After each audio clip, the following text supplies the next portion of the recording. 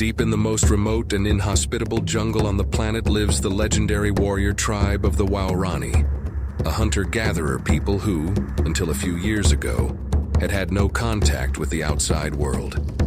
In this wild kingdom, the men hunt monkeys using the same bows and poisoned darts that they have used for thousands of years. The older women are in charge, and children as young as 7 are taken into the jungle to live alone for weeks as part of an ancient initiation rite. A warrior tribe that until recently did not allow anyone to enter their domain, to the point of killing anyone who dared to try, a practice that still seems to be alive in certain isolated clans. A culture marked by rituals, such as placing the dead on top of trees or using hallucinogenic plants, raising wild animals such as monkeys, toucans, and jaguars as if they were part of the family, and even controversial realities about intimate life and motherhood. Among their most fascinating beliefs is that of shared paternity, which allows women to have relationships with several men during pregnancy, in the belief that the baby will inherit qualities from all of them, giving them strength and wisdom. Curiosities that have to do with recent studies that have revealed how a mysterious genetic variation seems to make them immune to certain types of cancer and heart disease.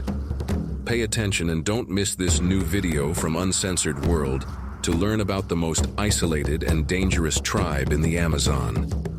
Let's get started.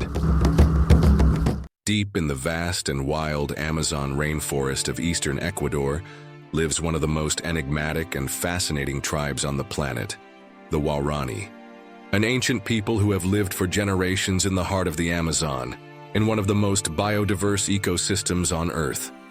The landscape that surrounds them is a symphony of life, trees that rise like living cathedrals, hanging vines, multicolored birdsong, and the distant echo of monkeys and jaguars in the thicket, which sometimes become part of their communities. All enveloped in dense, humid, wild greenery, in a natural environment so vast that it often blocks out the sun, where every corner hides a secret. This tribe maintains a lifestyle based on hunting, fishing, and gathering, rejecting all external contact for centuries, guided by a worldview that is totally connected to the jungle that surrounds them. This is why the Waorani do not cultivate the land or raise domesticated animals in the traditional sense, as is common in Western societies, as they believe that the forest provides them with everything they need: food, medicine, shelter, and even wisdom. Although they do not domesticate animals as in many other cultures, it is common for the Waorani to raise orphaned or sick wild animals, such as monkeys, toucans, and even jaguars on occasion, to live with them as part of the family before returning them to the jungle when they are able, as they normally return them to their natural habitat when they see that they are capable. This reality is very striking and has its origins in a deep ancestral relationship of respect and care for the living beings that inhabit the jungle. For the Waorani, these animals are not mere companions but an integral part of their spiritual and everyday world. Therefore, temporarily raising these animals when they need it is a way of strengthening their bond with nature and better understanding its cycles while ensuring the survival of the species. Often, these animals, raised from a young age, come to recognize and protect the human families that care for them, alerting them to imminent danger and protecting them. However, the intention and common practice among the Waorani is that once they consider these animals to be recovered and capable of fending for themselves in the jungle, they are returned to nature.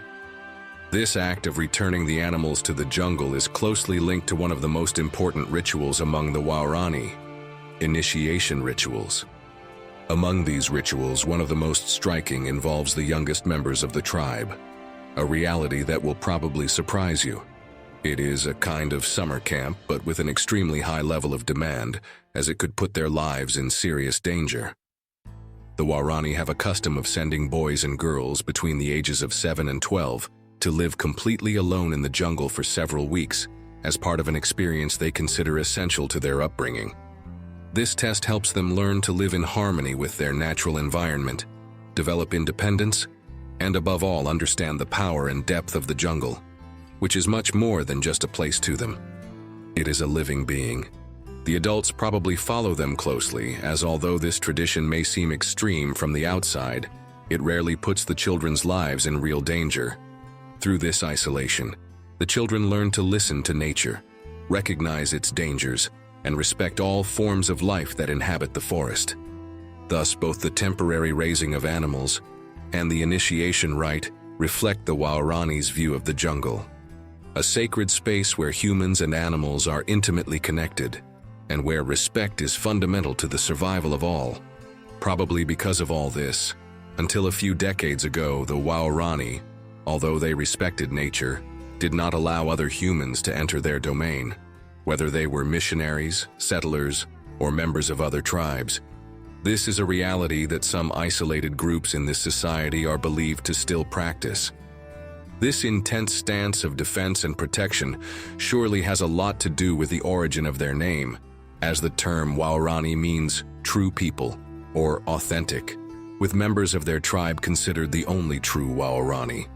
Until the 1950s, they had had zero peaceful contact with the outside world, which speaks to their deeply independent nature and connection to their territory. This community is known for its extreme warrior culture. They are famous for their use of dart guns with curare, a powerful poison that they apply to their arrows to hunt with great efficiency. For decades, they defended their lands with a determination that led them to confront any intruder, including missionaries and settlers, to protect their way of life and their sacred space. Within this culture, tensions between clans were frequent, and there was an ancestral justice system based on reciprocity and balance. The idea of ritual revenge was part of this system. If a family member was attacked, the members of the clan felt it was their duty to respond, even years later, to maintain harmony within their community and with their neighbors. The best-known example of this dynamic occurred in 1956, and we are going to tell you about it now. If you like it, don't forget to give us a thumbs up. Thank you. In 1956, a group of 5 American missionaries led by Jim Elliot ventured into the impenetrable Amazon jungle for the first time with the intention of establishing peaceful contact and sharing their message of peace and hope with the Waorani, a tribe that until then had remained hidden from the outside world. These men, driven by deep faith and unwavering idealism, dreamed of building bridges between completely different cultures, facing the unknown with courage and determination. Jim Elliot, the leader of the group, was a young missionary known for his passionate commitment and dedication to the cause. He had spent years preparing for this mission, studying indigenous customs and seeking the best way to approach the Waorani with respect and humility. His intention was not to impose, but to understand and coexist in the hope of achieving mutual understanding. However, that first encounter, laden with good intentions, turned into an unexpected tragedy. The missionaries were attacked, and their bodies found scattered in the dense jungle, a dark testimony to the mystery that still surrounded this enigmatic tribe. This event brought international attention to the complexity of establishing peaceful relations with communities that had lived in isolation and had reasons to deeply distrust outsiders. For years, this tragedy was interpreted in many ways, but above all, it served to highlight the importance of respect for indigenous cultures and their territories. The story of Jim Elliot and his companions sparked an intense debate about respect and the complex nature of encounters between such different civilizations. Over time, and thanks to rapprochement and processes of dialogue and understanding, most of the Waorani people have adopted a less hostile stance toward outside visitors. Today, it is possible to visit them through guided excursions and organized tours, although it is always recommended to do so with respect and caution. It is important to keep in mind that there are still groups within the Waorani, such as the Tagairi and the Taromanan, who remain in a state of voluntary isolation and reject any outside contact. These groups may react extremely aggressively towards anyone who attempts to approach them, even other Waorani, in order to protect their autonomy and way of life, so they should not be disturbed. This warrior culture has its roots in an ancient way of life, and the difficulties they faced in surviving in an environment as wild and lethal as the Amazon rainforest. Today, Their subsistence continues to be based on hunting and their deep knowledge of the medicinal plants of the forest, which serves as their natural pharmacy. An example is the use of curare on their arrows, one of the most fascinating elements of their hunting technique. Curare is a natural poison that the Waorani extract from certain plants that grow in the jungle and require specialized knowledge to prepare without risking their lives. These experts apply the curare to the tips of their darts, which they throw with precision, allowing them to kill animals such as monkeys, birds, and small mammals quickly and lethally. For them, hunting is not only an activity to obtain food, but also a practice that involves respect and gratitude towards the animals and the jungle that provides them. Their favorite food is usually monkey, although they also consume a variety of fish, birds, and other forest fruits that they gather. In addition to hunting, the jungle offers them a vast arsenal of natural remedies. Their knowledge of medicinal plants is profound and is also passed down from generation to generation. The plants they use help them treat everything from wounds and illnesses to digestive problems and everyday ailments, helping them stay healthy and happy, a kind of traditional health system that is completely integrated with their environment. Thinking about plants and happiness, a very common practice among the Waorani is the use of ayahuasca during rituals and celebrations. This sacred plant is used to induce states of trance and spiritual connection, facilitating communication with the invisible world and the search for guidance or healing. The plant is said to be like a strict and demanding teacher. It opens doors to invisible worlds, but those who are not prepared can get lost in them or suffer negative physical and spiritual effects.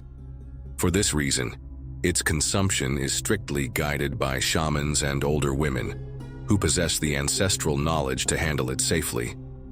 This duality between its healing power and its dangerous potential adds an almost mystical dimension to the use of ayahuasca, making it a tool that is not for everyone, but reserved for those who have been properly initiated and guided, such as the Waorani. In Waorani ceremonies, shamans and older women play a central role. They guide the community, interpret visions, and maintain spiritual balance. Women, in particular, often hold positions of authority within the group, leading not only in the spiritual realm, but also in the social and cultural organization of the tribe. Among the most controversial and curious traditions of the Waorani is the so-called shared paternity, a practice that surprises those who encounter it for the first time due to its difference from Western norms. Shared paternity consists of pregnant women having intimate relations with several Waorani men during pregnancy. This custom is not motivated by personal reasons, but, strange as it may seem, responds to a deep belief that it can give powers to their babies. From the Waorani perspective, shared paternity aims to strengthen the baby and the tribe as a whole, as contact with several men is believed to bring energy and protection to the new member. That is why, for this tribe, pregnancy is not an individual matter but rather a community process where responsibility and support are shared among all. These realities have a lot to do with the fact that the Waorani culture is not traditionally monogamous like most of us. Among the Waorani, both men and women can have multiple intimate relationships with different members of the group, always within certain cultural codes and norms, all for the good of the tribe. This is why both polygamy and shared paternity facilitate social cohesion in this society, reduce conflict, and foster solidarity among members. Although this system may seem strange to those who are unfamiliar with it, it appears to have been fundamental to the survival of tribes as isolated and ancient as this one. From an anthropological point of view, it is believed that these practices make sense in a context where collaboration and cooperation have been essential to face the challenges of an environment as demanding as the Amazon rainforest and to survive. Furthermore, in a community where survival depends on constant cooperation, shared parenthood can be seen as a way of ensuring resources, protection, and emotional stability for both mothers and babies. At this point, we would like to ask you, what do you think of the Waorani? Would you like to have several wives or not feel jealous? What would you think if instead of going to the office, you spent your time hunting and searching for medicinal plants? What has surprised you the most so far? Pause the video and leave us your comments. You know that doing so is the best way to support Uncensored World, so we can continue working every week to bring you content as interesting as this. Thank you. Returning to the reality of life among the Waorani. Those who know them believe that they are the only tribe in the world capable of walking without leaving footprints or making noise. This has a lot to do with the need to survive in such a hostile and remote environment, a jungle where most of us wouldn't survive even half an hour. The Waorani, on the other hand, have been doing this for thousands of years, and not only do they have to find food and escape predators without being detected, but they also have to avoid the many hostile tribes that have populated this region for millennia. An interesting fact about these tensions is that, although wars between clans could be intense, there were also unwritten rules that limited violence. For example, acts of revenge were controlled by cycles of time and ancestral codes that sought to restore harmony rather than perpetuate endless conflict. All of this has a lot to do with the fact that the Waorani's lives are deeply linked to their belief in spirits and invisible forces that inhabit the jungle. That is why shamans are the most respected and revered figures within the tribe, as they are the ones who possess the knowledge and ability to communicate with these higher powers. These higher powers are their spirits, and they are not mere myths. As for the Waorani, they are directly linked to natural phenomena such as storms, hurricanes, or changes in the river, which they consider to be manifestations of these spiritual forces. Recognizing the power of these forces, they believe that these spirits can influence their daily lives, both to protect and punish them, which is why it is essential for them to respect their environment. Some Waorani claim to be able to communicate with forest spirits who live in another dimension, recounting encounters with invisible beings who act as guardians or watchmen. These spirits can help heal, guide in hunting, or even punish those who stray from traditions. A reality that has a lot to do with these spiritual beliefs of the Waorani is related to one of their most controversial traditions, known to them as the ritual of elevation. This ancestral practice, which may seem shocking to any visitor, takes place when a member of the tribe dies. What is striking about this ritual of elevation is that when it occurs, the body is not buried or cremated as in many other cultures. Instead, the body is carefully placed high up in a tree, sometimes on platforms or simple structures, where it remains exposed to the elements and the spirits. This act is a direct offering to the jungle and the forces that inhabit it, allowing nature to claim the body and complete the cycle of life. For anyone venturing into the dense Waorani jungle, finding these bodies in the trees could be a truly terrifying experience. The image of bodies suspended in the middle of the thick forest is sure to strike fear into the heart. Although if you are familiar with the concept, it is very different from the Western view of death. For the Waorani, death is not an end, but a transformation, a return to the spirit and to the earth. Far from being a macabre act, for them it is a sacred way of honoring the dead, a ritual that also protects the bodies from scavengers and prevents soil contamination, thus preserving the purity of the forest they value so much. This unique way of life is behind a reality that has astonished the scientific community, as various studies suggest that the Waorani appear to be immune to certain types of cancer and cardiovascular problems, diseases that today affect millions of people around the world.